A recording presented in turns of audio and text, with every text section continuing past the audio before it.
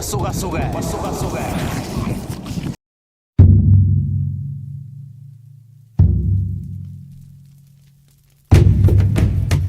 Sinamukele kuhleleni elithande kakhulu. Namhlanje sihlale phansi noDr Mhlaba wasichazela ngezidalwa nokuthi izidalwa zihluke kanjani. Cha namhlanje ke sizokhuluma ngendaba enkulu sokhuluma ngezidalwa. Izidalwa ke into yakhona ihambisana nesandla kanje mawubuka isandla sakho izidalwa singazibeka la kule ndawo yalomunwe omude kunayo yonke iminwe masikhuluma ngezidalwa. So ngifuna sihlehle kancane sibukele ukuthi khona amadlozi kukhona ithongo bese kuba khona izidalwa kulomunwe khona enye into ekuthiwa izipokwe ebese siyabuya siza la sithi izilwane zine connection encane nezidalwa bese kuphinde izipokwe zine connection cishe egcwele namathongo namadlozi. Uma sikhuluma ngalezi zinto ke sikhuluma ngezidalwa sikhuluma ngemimoya isiphelele yonke ngoba siyazi ukuthi idlozi yilabantu ababuya ngezidlozana abenza amaphuthana nje amancane ekudinga ukuthi labantu baxolelwe abacela kithina esisaphile sihamba emhlabeni esiphefumulayo ukuthi bacela sibashwelezele sibalungisele sibahlambulule ukuze bazolala ubuthongo bakhuphukele la ebuthongweni balale ubuthongo bakwazi ukuthi ke baphumule ezinkingeni noma ekukhandlekeni kwabo asuke bekukhandlekile. Kuyenzeka ukuthola ukuthi umuntu emadlozini akanayo access phinde kwenzeka ukuthi umuntu emathongweni once idlozi lakho wangazazi indlela ozaleke ngayo mhlambe awazi wazi kukhona umuntu othi ukhuluma wakhe engasekho akamazi isibongo sakhe akasazi lo muntu sithini ngaye angeke definitely akanawo umsamo lo muntu. Labo bantu baphila kanjani? Labo bantu yilabantu abaphila phansi kwezidalwa. Izidalwa ziphi na? Izidalwa ekamdali ngoba umdali ngesikhathi esidala sonke usuke nohlelo ngathi sonke. So njengoba sidala umdali esibeka la enohlelo ngathi labantu baphila phansi kwesidalwa okuyisona esinamandla kakhulu. Izidalwa ekamdali singayithatha nje sibuke kanje. Kukhona izidalwa ezifanisana nokuthi zisukele emakatini lawa ama pet animals. Ikati lisidalwa sikamdali lidaliwe liphila la emhlabeni. Kuzoba inkukhu idaliwe ila emhlabeni. Kuzoba inkomo idaliwe ila emhlabeni. Zinamakhaya la kuthiwa khona ikati la kaSibanibani. Thina nje bakwamhlaba sinekati la kwaMhlaba eliyikati la ekhaya kodwa lizalwa umuntu la ekhaya. Pho lize kuze kanjani kube la ekhaya? Umdali odalile ukuthi lelikati akube la ekhaya. Njengoba kuyela la ekhaya lisidalwa sikamdali. So izidalwa ekamdali zihamba nokuthi ke mase siya ngokwemimoya uma ungenawo umsamo ubhekwe umdali into zakho zisuka direct kumdali ebese ziyazenzekela yilo moya lo. Bese kuba khona lokho kuthiwa izipokwe yilabantu othothi ibonile babulele ekhaya. Ubulale umuntu wasekhaya ulimaza umuntu wasekhaya fana nomuntu obulela umzali noma uthathe nje isikhali wakwazi ubaba noma wakwazi umngane noma wakwazi umfweni wachitha igazi lasekhaya. Leyo nto leyo ngoba ukwenze ekhaya ngaphakathi futhi ukwenze ngenhloso lapho awusaqualify emadlozini awusaqualify ebuthongweni angikhulumi ngobuthongo. Umdali uqhelelene kakhulu nawe labo bantu amadlozi ayangena ekhaya. Izipokwe yilabo abangangeni ngisho ekhaya ekuthiwa nje umuntu oyisilahlwa ngoba ubulele ekhaya. Wone kuphi? Wone ekhaya. Njoba one ekhaya lo muntu akakwazi lo muntu ukuthi abe isidalwa akakwazi ukuthi abe idlozi akakwazi ukuthi abe yithongo umuntu olahliwe.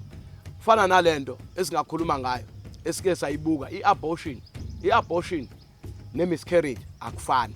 Angasho umunye ukuthi hayi mangibulela umuntu wasekhaya ngizohamba ngiyogeza. Khona izinto ezigezeka khona izinto ezingagezeki. Ngeke ukugeze ukuchitha igazi lasekhaya. Fana nokubulala unkosikazi wakho usumthathile wathelwa ngenyongo wafakwa la ekhaya sekwala ekhaya. Uyoba isipokwe nje wena. Isipoko yilabo abahambela lapha ngaphandle. Isipoko ke sihlale sinempi silwisa amadlozi ukuthi kungani laba bona bevunyelwe babe ngaphakathi ekhaya thina singavumelekile. Akufani laba banamaphutho ukuthi bayaphika izingane kodwa izingane ziyaphila. Banamacala amancane angakhulumeka. Isipokwe umuntu osuke ebulele ekhaya. Intombazane mayidecide yathi angifuni aphile lo muntu.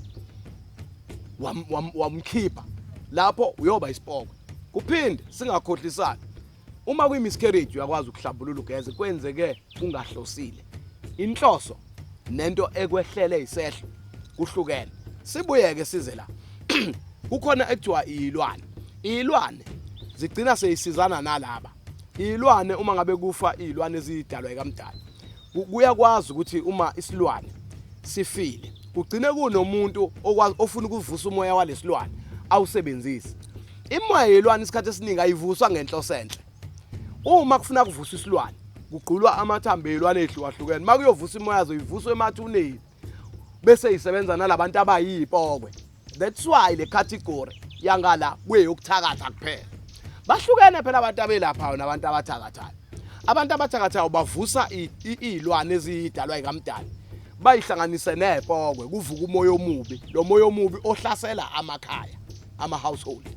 So imihlanganisa lemoya sithemba ke idalwa ngoba isidalwa sikwazi ukuvika konke lo ngoba siumoya ophezulu otop kunayo yonke. Mawubuka isandla sakho uthembele idalweni kufana nomuntu ozelwe ongena identity. Lo muntu uphila kanjani aphumele la ephambili idalwa ekamdali. Umdali uyena responsible for lo muntu. Uma kwenzekile wareshwa musa Ntobazana ukuthi kuyayikhipha lengane iyophila kanjani. Umdali udalithi ayibe khona. Kodwa manje inkinga ukuthi idaleke kabi ukuthi iyovela ngerape. Kodwa umdali yena uyazi uresponsible for impilo yayo. Idedele libe khona. Iyoqala impilo yayo egameni lakho.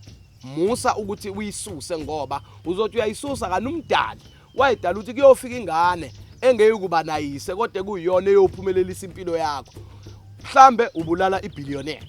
Mhlambe ubulala umuntu obezoguqula impilo yaleli khaya ngoba vele umdali. Isidalwa sikamdali lo muntu uconnected nomdali ngqo. Singabe babukeli phansi labantu abayiproduct ye-rape ngoba abaxhumene namfundisi, abaxhumene namsama, abaxhumene nalutho, abaxhumene nomdali. Sisemanzini ke manje la sizokhuluma ngesidalwa samanzi. Njoba ngeke ngakhuluma ngezidalwa ekamdali. Idalwa ekamdali khona ezihlala emagcekeni ethu. Bese kuba khona idalwa ekamdali ezihlala ngaphandle. Ezihlala ngaphandle lezi ezinamandla kakhulu ezwani koNkulunkulu. Ilezi idalwa ezihlala zamanzi nezidalwa zentaba. Kunentaba ngapha eqondene nokuthi idalwa zentaba. Bese kuba khona ezentaba normally zibizwa ukuthi unomkhubulwane. Ezenhlanhla uhamba uyolima intombi izilime bese kuba nesivuno bese kuba nemvula eniselayo ukuze kuphilwe kuye phambili. Kukhona isidalwa samanzi ke abantu asebesenze ngokwesiko lamanje nangendlela zokukholwa lezinkolo eseziningi kakhulu kwabe ngathi siwububi noma siyidimoni. Idalwa zamanzi. Le idalwa zamanzi zibekisa njengenkosazana yamanzi ehlala la abantu bangibiza ukuthi inkosi yamanzi. Bathi nginkosi yamanzi ngoba ngiza ngizobacelela la inhlambuluko ezinkingeni zonke abasuke benazo ezidalweni emathongweni kukona konke. Ngicela isidalwa samanzi ukuthi asihlambulule sivule indlela. Noma ngabe idlozi laliboshiwe noma ngabe amathongo abo abecindezelekile kuvalelekile izinto zingahambi ngendlela. Kodwa mase sifike la sicela isidalwa samanzi. Isidalwa samanzi sibabusise. In most cases idalwa zamanzi zithinta abantu abanjengenkosazana yamanzi. Sekusengathi amadimoni amakhosazana amanzi. Thina sithi inkosazana yamanzi ngesilungu bathi mermaid. Sekuthiwa nje fire of the Holy Ghost it's a demon. Isidalwa sikamdali, isidalwe umdali ukuthi siphethe inhlanhla, siphethe zonke izibusiso. Uma ugeze kusona akekho umuntu ozalwa ngagezwa ngamanzi. Ngoba amanzi awumgogodla wempilo. Emzimbeni womuntu ipercentage yamanzi I can call it 98% womzimba womuntu ugcwele amanzi. So amanzi abalulekile. Uma ugula ukubhava nje kuseni umuntu egula esibhedlela kuvusa uyogeza kusuke kunxuswa sona esidalwa samanzi basiphethe impilo, siphethe impumelelo, siphethe in fact u98% power yokuphila komuntu. Isidalwa samanzi uyacela kusona la unikele ngemali emhlophe ucela imali. Uyacela kusona mangabe ukuthi uzelwe wembethe njengalabantu ababesembatha uza nobisi la kuthelwe ubisi unikele ngemali emhlophe ugeze uphonse imali emhlophe ucela. Ziyakhanya indlela zakho zivuleke zihambe ngendlela noma ngabe emadlozini ezidalweni kwakuvaliwe noma ngabe bathatha izipokwe bayihlanganisa nezilwane bakuvalela. Isidalwa senhlanhla lesi siyakunikeza impumelelo.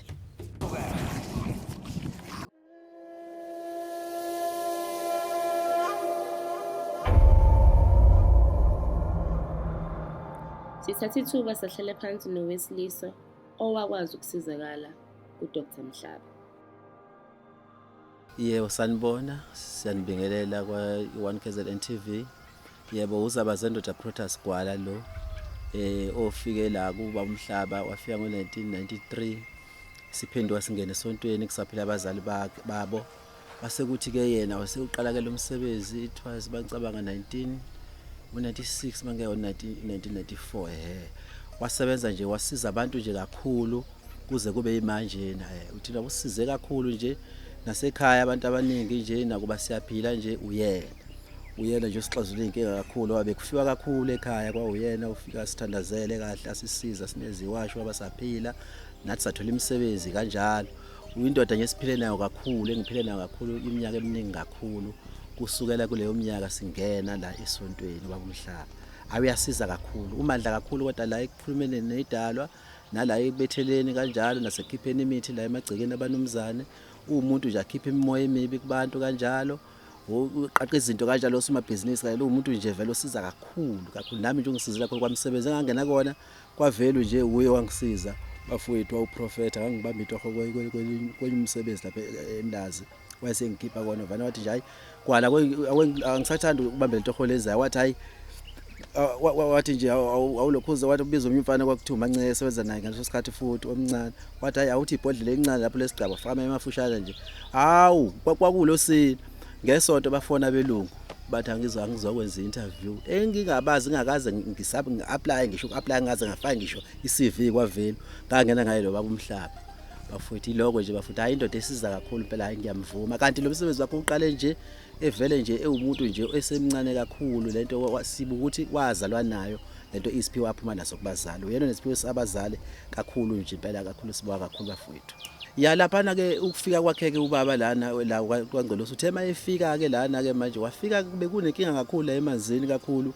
inkosi le yamanzi bithatha abantu kakhulu ibamba abantu kakhulu kule ndawo yaseMphetheni namaqadi nonyuswa kanjalo noNgqolosi hayi ke manje kwafika yena wakwazi ukuthi axoxisane nayo ke inkosi yamanzi ke lena yasho ukuthi hayi no manje into eyinkinga la edathi ibamba abantu ingoba manje abanikele ngalutho bayibagadela indawo nemfuyo nazinto eziningi abezilutho esikhuluma naye kuba wayesethi kuba ufunani ke ukuze uyeke ukubamba abantu yathi hayi mhlaba mangabe nje ulokhuza nje njalo ngonyaka unginikeza ikhanda lenkomo lana ngizobe sengibaye kwabantu abanginikelele ngalutho athi ngibagadela imfuyo kwase kuyamake ukuthi abantu isathi siningi bacwile la emanzini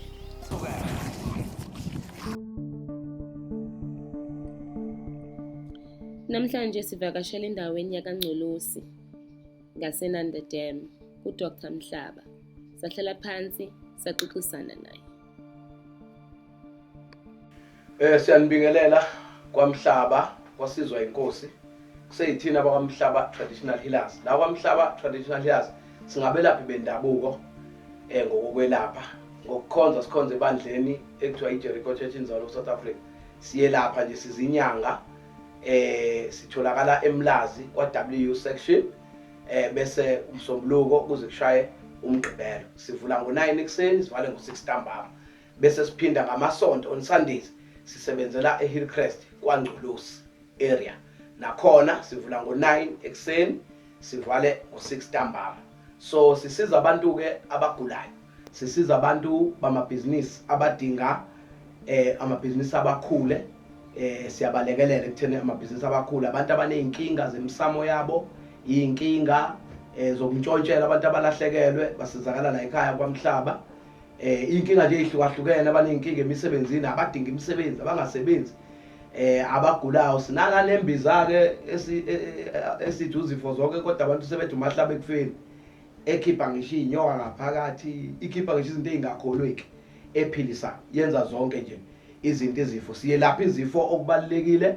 siyasiza abantu ufana nabeyithunywa abathandazela abakhushulwayo abafuna ukusebenza ngabantu siyabasiza labo bantu sibasebenze sikhuphula imisebenzi yabo ube nendumba siqale from the scratch sikhulise uzube nendumba siphinde sikumonitor sihambe nawe uzugcine nawe usumelaphi wendabuko kusukela ekubeni umthandazeli ukhule ube inyanga ukhule uzuba ugobela nawe ube nabantu bakho sihamba nawe nje sikulekelele uzofika ekugcineni kuningi esikwenzayo la kwaMhlaba Traditional Healers ilokho ke nje inamba zethu esitholakala kuzona siyatholakala enambeni kaMTN ethi 083 512 167 bese kuba eka Vodacom. uVodacom uthi 071 293 6794 uVodacom lo. Okay, sawubona ke insizwa. Cha. Ake sibheke into zakho, sicele kwabadala sibuze ukuthi bazosinika ukuthini. La ekhaya siyesiqale ngokubheka into zakho, mawukhona ufisa ukuxoxa noma ukubuza uyibuze uma ngabe sesiqale sabheka kuqala nabadala kodwa. Sizoqala sibheke impoleni sibuze kwabadala ukuthi bathini. Sikhulekele komkhulu, sikhulekele kogogo, sikhulekele kwamhlaba kadabuka mfundo somagebo ndabo sompahlele. Emjeme jamanculumene. Ongahle phanga imkhuzi namaqhaza onke bezimafuthi kwagudu inkomo kuma simafuthi osela amathungu ompondo zamile endlela ukwazi abantu basamafuthi okugcemela. Khuluma nathi ke bogogo nani bomkhulu ohle ngomthizo ogabhisa umuntu masengo umuntu impilo okade bobhungana umafuphula abathozi zami ngamthanda wo. Khuluma nathi makhaya. Hayi indoda seyifikile. Sitsheleni indaba zayo. Ukuthi kwenze njani? Ufisa ukwazi naye ngempilo yakhe. Makhehla amadala. Sikhulekela beyinhlolo eMpumalanga nasentshonalanga eningizimu nasenyakatho emagumbini noma nomhlaba. Moya amagumbo kwanomhlaba ihlangane la.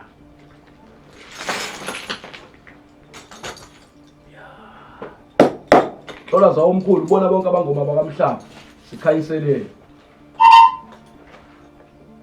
Ya.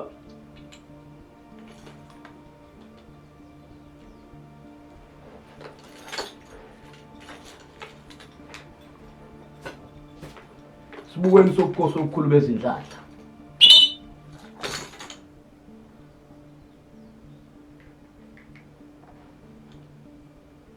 Okay, asikhulume ke ndoda enkulu kwezakho izindlela. Abantu abadala la bayasikhombisa maqondana isimo sempilo yakho. Impilo yakho igama lakho liyaphakama, liphakama igama lakho limhlophe. Inhlanhla ikhona phezulu kwesimo sempilo yakho, liphakama limhlophe igama phezulu kwesimo senhlanhla yakho. Bathi abantu abadala into engenziwa nje empilweni yakho ukuthi kuphela kube khona isimo sento eyinto engaba umuthi wokugeza nje, ukugezela ukuthi isimo seindlela zakho zikhanye egameni lokuthi kunenhlanhla yemali ezayo elethwa umuntu ongasekho omdala osesemathuneni owumuntu omhlophe wenhlanhla. Kodwa manje lesimo salomuntu omhlophe wenhlanhla umuntu owayesetshenzwe ngesimo sento ezimithi emhlophe, kusho umuntu kwabantu abadala, umuntu wesiphiwo obenemoya yesimo sabantu abadala. Lesimo salomuntu wenzelekile isimo semsebenzi yakhe, umenzele isimo semsebenzi yakhe egameni lokwenzelwa isimo sezinto zabadala. Kwafanele ukuthi isimo sezinto zakhe iphakame. Kwase kuba khona inkinga encane ekuthiwa asisolve la egameni lemoya emhlophe yakhe enhlanhla. Kunesimo sobulukhuni la njoba bengathi singabuka leli nje. Kunesimo sobulukhuni obahamba bese kuyayihlehlisa isimo senhlanhla yakho ibe inhlanhla eba nokhiye ibopheke. Nansi inhlanhla ikhona kodwa kunokhiye ovukayo ebese ubopha isimo senhlanhla maqondana nesimo somsebenzi namaqondana nesimo sezinto zama relationship. Bese ngibuka isimo sento eyisikhundla esiphakamayo phakame kodwa manje bese siyachitheka singafuni isimo sokuhlala sizinze isimo sesikhundla ukuze isimo sento zakho ziphakame. Bathi abantu abadala kunesimo sento eyisichitho esichithizayo inhlanhla emhlophe kuwena. Inhlanhla ikhona kuwena, uyazenza izinto zigenerate, uzakhe izinto uyiplan, kodwa kunesimo esilwa nokuthi manje mase kufathi umukele into eyinhlanhla yakho ebese kuba nokuhliphizeka, izinto zakho zihliphizeke bese kufathi ungena imali eyisamba empilweni yakho. Ugcina kusengathi ungasebenza kakhulu ngamandla amaningi kodwa uenelikhi mase kufanele ukuthi uthole isimo sento eyimali noma eyinhlanhla eqondene nawe. Bathi abantu abadala ifuna ukulungiswa leyo nto ngoba into echithiza isimo semali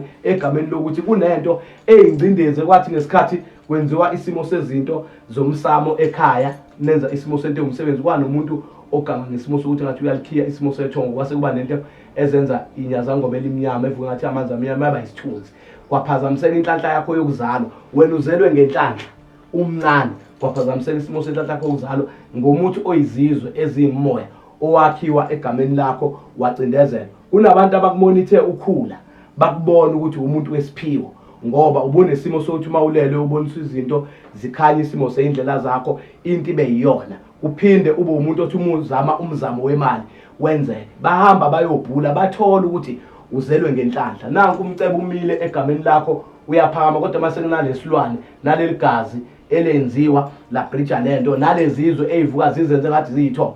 Uyabona uhamba kubantu uhlola bazothi abantu izinto zakho ukuze zilunge enza umsebenzi.